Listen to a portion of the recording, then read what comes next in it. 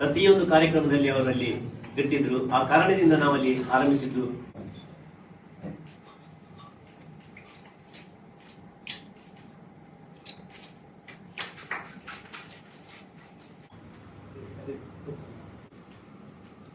ಪತ್ರಿಕಾ ಒದಗಿಸಿಕೊಂಡಿದ್ದಾರೆ. ಅದರಲ್ಲೂ 12 ವಿದ್ಯಾರ್ಥಿಗಳನ್ನ ವಿಶೇಷವಾಗಿ ಗುರುತಿಸಿಕೊಂಡು ಅವರ ಮುಂದೆ ನೀವು ಇದೇ ಶಿಕ್ಷಣವನ್ನ ಮಾಡಬೇಕು, ನೀವು ಇದರಲ್ಲೇ ಮುಂದುವರಿಬೇಕು ಅಂತ ಹೇಳಿ ವಿಶೇಷವಾದ ಗಮನವನ್ನು ನಾವು ಗಮನ ಹರಿಸ್ತಾ ಇದ್ದೇವೆ.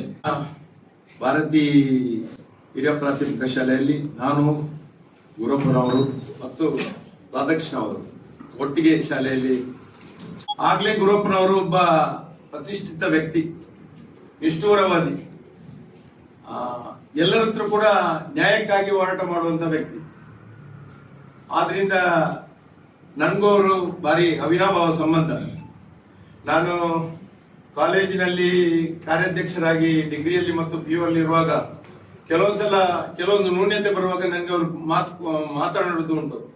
ನೀವು ಸರಿ ಮಾಡ್ತೀರಾ, ಯಾವ ಸಭೆಯಲ್ಲಿ ಕೂಡ ಮಾತಾಡುವಾಗ ಹೇಳುದು, ನೀವು ಸತ್ಯವನ್ನು ಬರಿಬೇಕು, ಸತ್ಯವನ್ನು ಬರೆದಾಗ ಜನ ಅದನ್ನು ಒಪ್ತಾರೆ. ಸತ್ಯವನ್ನು ಬಿಟ್ಟು ಬೇರೆ ಯಾವುದೋ ರಾಜಕೀಯ ಒತ್ತಡಕ್ಕೋಸ್ಕರ ಬರೆದಾಗ ಆ ಪತ್ರಕರ್ತರ ಕೂಡ ಅವರ ಕೂಡ ಒಂದು ಗೌರವ ಚ್ಯುತಿ ಬರ್ತದೆ. ಆದ್ರಿಂದ ಅಂತ ಪತ್ರಕರ್ತರು ಯಾರು ಕೂಡ ನಾನು ತಿಳಿದ ಮಟ್ಟಿಗೆ ಯಾರು ಕೂಡ ಇಲ್ಲ. ಎಲ್ಲರೂ ಗೌರವನ್ನಿಸಿದ್ದು ಬಹಳಷ್ಟು ಅರ್ಥಗರ್ಭಿತವಾದಂತ ವಿಚಾರ. ಇದು ಒಂದು ಅರ್ಥಪೂರ್ಣ ಕಾರ್ಯಕ್ರಮ ಅಂತ ನಾನು ಭಾವಿಸ್ತೇನೆ.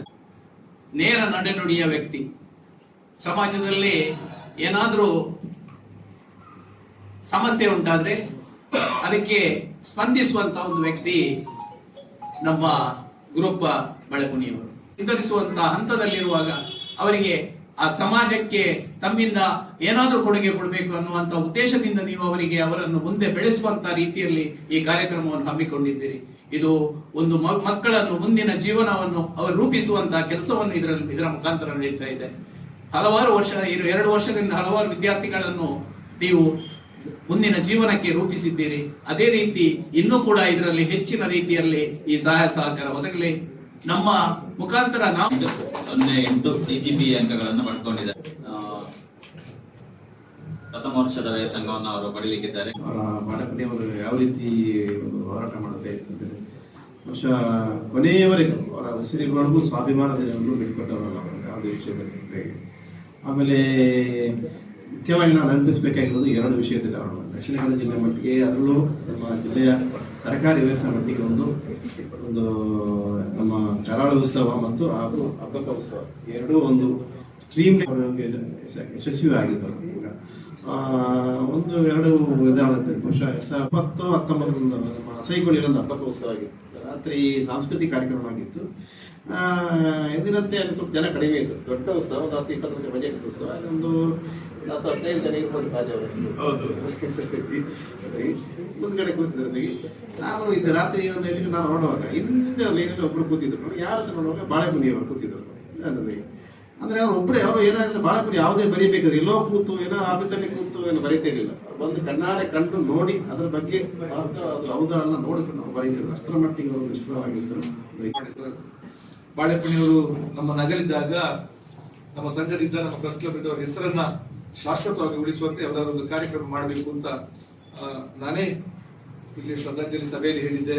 ಅವರ ಕುಟುಂಬದ ಅವರ ಶ್ರದ್ಧಾಂಜಲಿ ಕಾರ್ಯಕ್ರಮದಲ್ಲಿ ಕೂಡ ನಾನು ಆ ಮಾತನ್ನು ಹೇಳಿದ್ದೆ. ಯೋಚನೆ ಮಾಡ್ತಾ ಇದ್ದೇವೆ, ಅಂದ್ರೆ ಬಾಳೆಕುಣಿಯವರ ಹೆಸರಿಗೆ ಗೌರವವೂ ಬೇಕು ಮತ್ತು ಅವರ ಹೆಸರು ಚಿರಸ್ಥಾಯಿಯಾಗಿ ಉಳಿಬೇಕು ಅಂತ ಹೇಳುವಂಥದ್ದು ನಮ್ಮೆಲ್ಲರ ಆಶಯ ಕೂಡ ಆಗಿದೆ. ನಾನು ಮೋಹನ್ ದಾಸ್ ಮರಕಡ್ ಅವರಿಗೆ ನಾವು ಮಾಡಬೇಕಾದ ಕೆಲಸ, ಅದನ್ನು ಪತ್ರಕರ್ತರ ಸ್ನೇಹಿತರವರು ಅನ್ಸಾರ್ ಅವರ ತಂಡ ಮೋಹನ್ ದಾಸ್ ಬಹಳ ಪ್ರಾಮಾಣಿಕತೆಯಿಂದ ಬಹಳ ನಿಷ್ಠೆಯಿಂದ ಬಾಳೆಕುಣಿಯವರ ಹೆಸರನ್ನ ಸದಾಕಾಲ ಉಳಿಯುವಂತ ಒಂದು ಕೆಲಸವನ್ನು ಮಾಡ್ತಾ ಇದ್ದಾರೆ. ನಾನು ಯಾರು ಅವ್ರ ಜೊತೆಗೆ ಇವತ್ತು ಖಾಜಾ ಅವರಿದ್ದಾರೆ, ರಾಧಾಕೃಷ್ಣ ಅವರಿದ್ದಾರೆ. ಈ ಕಾರ್ಯಕ್ರಮ ಬಹಳ ಮುಖ್ಯ. ಒಂದು, ಗುರುಪ್ಪನವರು ತಮ್ಮ ಬದುಕಿನಾದ್ಯಂತ ಕೊನೆಯ ಕ್ಷಣದವರೆಗೆ ನಂಬಿಕೊಂಡು ಬಂದಿದ್ದಂತ ಮೌಲ್ಯ, ಶಿಕ್ಷಣದ ಬಗ್ಗೆ ಬಹಳ ಪ್ರೀತಿಯನ್ನು ಇಟ್ಟುಕೊಂಡಂತ ವ್ಯಕ್ತಿಯಾಗಿತ್ತು ಕೊನೆಯವರೆಗೆ. ಆ ದೃಷ್ಟಿಯಿಂದ ಇವತ್ತು ಆ ಶಿಕ್ಷಣಕ್ಕೆ ಸಂಬಂಧಪಟ್ಟ ಹಾಗೆ ದತ್ತಿನಿಧಿಯ ಒಂದು ಕಾರ್ಯಕ್ರಮವನ್ನು ಮಾಡ್ತಾ ಇರುವಂತದ್ದು, ಅವರಿಗೆ ವಿದ್ಯಾರ್ಥಿಗಳಿಗೆ ಪ್ರೋತ್ಸಾಹ ಕೊಡ್ತಾ ಇರುವಂತದ್ದು ಬಹಳ ಮುಖ್ಯವಾದ. ಎರಡನೇದು, ಇವತ್ತಿನ ಕಾರ್ಯಕ್ರಮದಲ್ಲಿ ಇರುವಂತ ಹೆಚ್ಚಿನ ವ್ಯಕ್ತಿಗಳು ಗುರುಪ್ಪನವರ ಜೊತೆ ನಿಕಟ ಸಂಪರ್ಕದಲ್ಲಿ ಇದ್ದಂಥ ವ್ಯಕ್ತಿ.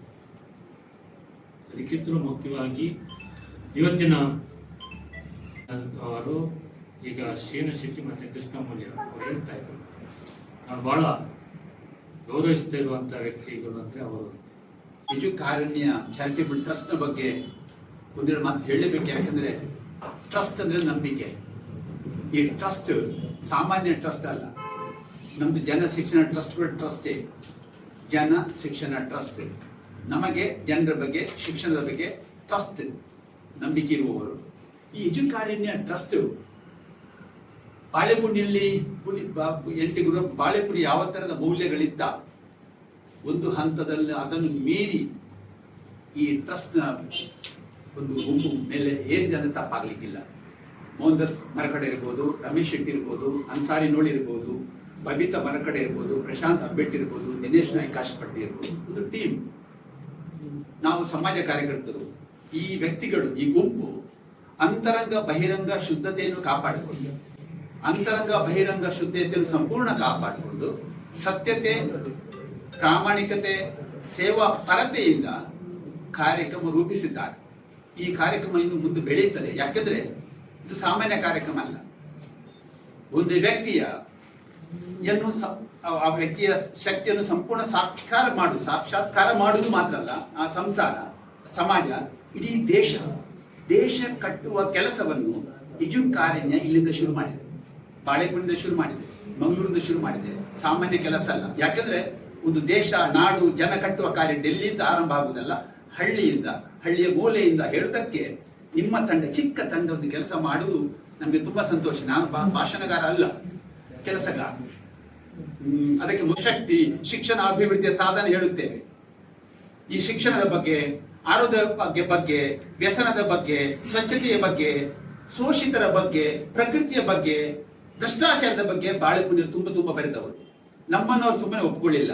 ನಮ್ಮನ್ನು ವಿಶ್ಲೇಷಿಸಿದ್ದಾರೆ, ನಮ್ಮನ್ನು ಟೀಕಿಸಿದ್ದಾರೆ, ಪ್ರಶ್ನಿಸಿದ್ದಾರೆ. ಆದರೆ ಆರಂಭದಲ್ಲಿ ಸಪ್ತಸಾರ ಪತ್ರಿಕೆಯಲ್ಲಿರುವಾಗ ಅವ್ರು ನಮ್ಮ ಜೊತೆಗೆ ಇದ್ರು. ನಾವು ಒಂದು ಉಚಿತವಾದ ಒಂದು ಕಟ್ಟಡದಲ್ಲಿ ಇದ್ದವರು, ಮಂಗಳೂರಲ್ಲಿ ಫ್ರೀಯಾಗಿ ಒಂದು ಸೇವೆಗೆ ಕೊಟ್ಟಿದ್ರು. ಸಾಯಂಕಾಲ ದಿನ ನಾವು ಒಟ್ಟಿಗೆ ಬರೋದು, ನಾವು ಎಲ್ಲ ಒಟ್ಟಿಗೆ ನೆಲದ ಮೇಲೆ ಚಾಪೆಯಲ್ಲಿ ಮಲಗ್ತಾ ಇದ್ದು. ಜೊತೆಯಾಗಿದ್ದವರು ಬಾಳೆಪುರಿ ಗುರುಪ್ಪವರು. ನಮ್ಮನ್ನು ವಿಶ್ಲೇಷಣೆ ಮಾಡಿ ಒಪ್ಪಿಕೊಂಡ ಮೇಲೆ ಕೊನೆಯ ಉಸಿರಿರುವವರೆಗೆ ನಮ್ಮ ಜೊತೆಗೆ ಇದ್ರು. ನಾವು ಕೂಡ ಆ ಮನುಷ್ಯ ಒಪ್ಪಿಕೊಂಡಿದ್ದಾಗಿರೋ ಸಂಪೂರ್ಣ ಸತ್ಯವನ್ನು ನಿರ್ದಾಕ್ಷಿಣ್ಯವಾಗಿರುವವರು, ಒಳ್ಳೆಯ ಪತ್ರಕರ್ತರು. ಎಲ್ಲ ನೀವು ಹೇಳಿದ್ದೀರಿ. ಆ ತರದಲ್ಲಿ ಇರುವುದು ಬಹಳ ಕಷ್ಟ ಉಂಟು. ಒಂದು ಮನೆ ಕಟ್ಟಿದ್ದಾರೆ, ಮನೆ ಕಟ್ಟುವುದು ಕೂಡ ಅವ್ರು ಬಹಳ ಕಷ್ಟದಲ್ಲಿ. ಒಂದು ಅವರಿಗೆ ರಾಜ್ಯ ರಾಷ್ಟ್ರ ಮಟ್ಟದ ಪ್ರಶಸ್ತಿ ಬಂತು, ಮತ್ತೆ ಬೇರೆ ಸಾಲ ಮಾಡಿ ಚಿಕ್ಕ ಚೊಕ್ಕ ಮನೆ ಕಟ್ಟಿದ್ದಾರೆ. ಕುಟುಂಬ ಒಳ್ಳೆದುಂಟು, ಆದರ್ಶವಾದ ಕುಟುಂಬ. ಮಗ ಒಂದು ಕಾನೂನು ವಿದ್ಯಾಭ್ಯಾಸ ಪಡೀತಾರೆ, ಮುಂದೆ ಒಂದು ಅಂಬೇಡ್ಕರ್ ಅವರ ಮಾದರಿಯಲ್ಲಿ ಮುಂದೆ ಹೋಗಬೇಕು ಅಂತ ನಮ್ದು ಅಪೇಕ್ಷೆ ಇದೆ.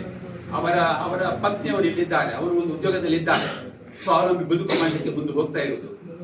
ಹಾಗಿರುವಾಗ ನಾನು ಹೆಚ್ಚು ಮಾತಾಡಲಿಕ್ಕೆ ಸಂಕಷ್ಟ ಯಾವುದಂದ್ರೆ, ಒಂದು ಕಸದ ಸಂಕಷ್ಟ ಬಂದಿದೆ. ಕಸ ಮುಕ್ತಿ ಮಾಡದಿದ್ರೆ ನಮ್ಮ ಭಾರತ ಮಾತ್ರ ಅಲ್ಲ, ಲೋಕವೇ ಒಂದು ಅಪಾಯದ ಮಟ್ಟಕ್ಕೆ ಹೋಗ್ಲಿಕ್ಕಿದೆ. ಅದಕ್ಕೆ ನಾವು ಹೊಸ ಸ್ಲೋಗನ್ ನಮ್ಮದು, ಮಹಾಮಾಲಿನ್ಯ ಮುರಿಯೋಣ, ಮಹಾಮೌನ ಮುರಿಯೋಣ, ಮಹಾಮಾಲಿನ್ಯ ತಡೆಯೋಣ, ಮಹಾಗಂಡಾಂತರದಿಂದ ಪಾರಾಗೋಣ ಅಂತ ಒಂದು ಹೊಸ ಸ್ಲೋಗನ್ ಶುರು ಮಾಡಿದ್ದೇವೆ.